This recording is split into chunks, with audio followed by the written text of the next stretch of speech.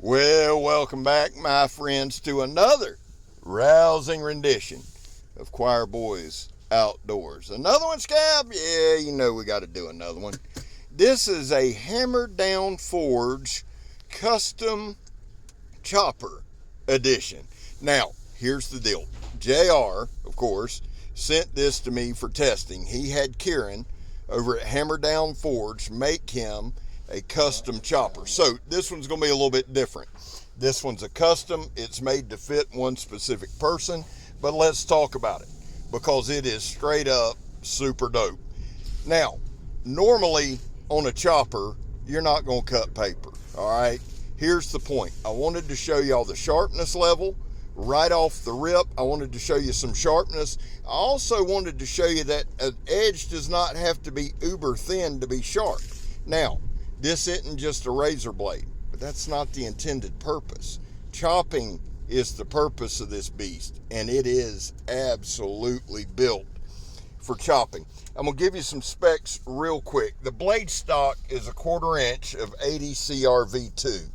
The overall length is 14 1/8 inches long. The blade length is 9 1/4 inches long. The handle length, let me find it right here real quick. The handle length is 5 3/8. Now the inner grip is 3 3/4. While that's large, that's about the max I can go. So it's a good snug fit for me. Any bigger hands, it's going to be a little tight. But again, this is a custom. Now, the handle material, I believe, let me make sure I get it right, spatted maple, and it's gorgeous. It's got black G10 liners. This thing is a work of damn art. It hits incredibly hard. It is incredibly well made. Before we go too far into the video, there was a time in this country where 22 veterans a day took their own lives. Now, stats are everywhere. We talk about that all the time. Studies are different. No matter what website you look at or paper you read, you're going to get different stats. That's why here we focus on the number 0. And all that simply means is this: vets, we love you, and anything over 0 is simply unacceptable. We're back to blue over here. We support Leo, all to the chagrin of many. Not everybody's going to agree on that, and I'm fine with it. How do you do that, Scab? Personally, I try not to break the damn law. Finally, if you are an addict, never quit quitting. So, I started this channel off with big knives and choppers. So this is my jam. Now, this whole video, I was going to say this. Everything that you see cut out here has already been cut down.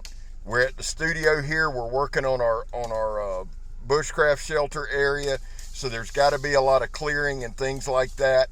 There is a reason for doing it. So to my dear tree hugging friends, that's why I'm doing it. Not that it matters. It's private property anyway. Having said that, we're going to work our way up to progressively tougher material. I opened the video up with an old piece of oak that was hard as a brick bat. Now, when you get a chopper like this, when you get something very, very specific like this, that it has one function, one purpose, there's only so much you can do. It just so happens that I absolutely adore and love doing that one thing, and that's chopping. Now, throughout this thing, I did do a little slicing with it, just so you can see. You know, if you're in a spot, and that's something we need to talk about. If you're in a spot and this is what you have, would it suffice? Yeah. It's got a great edge on it. It held its edge very well throughout the thing. Tells me the edge retention or the heat treat spot on. Everything works out well. The thing I like about this so very much, I love choppers, but the handle feels your hand. Little, you know, like I said, it's perfect for me on the inner grip, so there's no bitching there. But the width or the thickness of the handle's like 1 inch. So it fills up your hand when you grab it. It's a full handle. It's not a thin handle. And that spotted maple is just gorgeous, son. Plus, there's no hot spots. I've had people say, does it hurt your hand? No, that's what a hot spot is. So during the chopping, I didn't have any hot spots. The knife was, or the blade was pretty well balanced, honestly, or it was built for chopping. When I say balanced, don't get me wrong. It's balanced for chopping. and it's spot on. And you can tell by a lot of the swings that this thing took big bites. One of the better choppers I've swung. Now right here, here's another piece of just hard ass oak. Some of it's rotted and you'll be able to tell that, but you can hear, and I'm gonna be quiet and just let you hear some of the licks.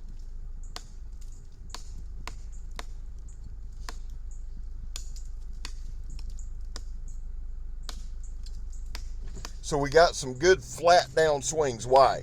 Put some pressure on the edge. Just swinging straight down. I'm really not trying to chop this thing as much as we're testing the edge out. We didn't get any chips. We didn't get any rolls. None of that. I'm inspecting it there for that because I don't ever want to say something and there be one before I see it. It come out very good. One more good one. There we go. Another straight down. The other thing is, to be a chopper, it's got some weight to it, but it's not uncomfortable. It's not like, oh my God, I'm tired of swinging it. I can swing this thing all day long.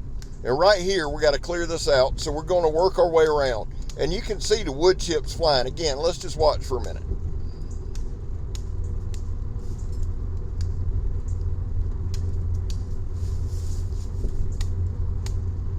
Big bites every swing.